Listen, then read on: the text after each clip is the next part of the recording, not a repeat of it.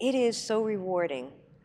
I love, for example, we're here at a NLP practitioner course in London at NLP Life Training, and when you see the people walk in the first day, I almost giggle with delight because they walk in and they're mumbling to themselves and wondering what it's going to be like, and they've brought their baggage with them and their problems and their issues and their limitations that they think they have.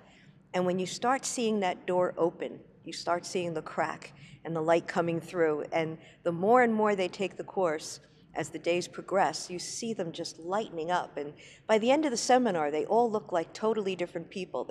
They're happier, they're smiling, they look younger. It's like an age regression, sort of, or a beauty treatment. So that's my biggest reward in doing these seminars, because I know we're going to help people live a better life, have a happier life, be more successful.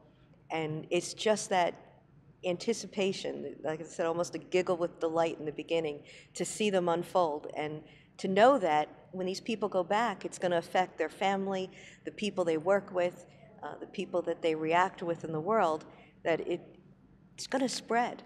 It's like a big smile that just spreads as they go.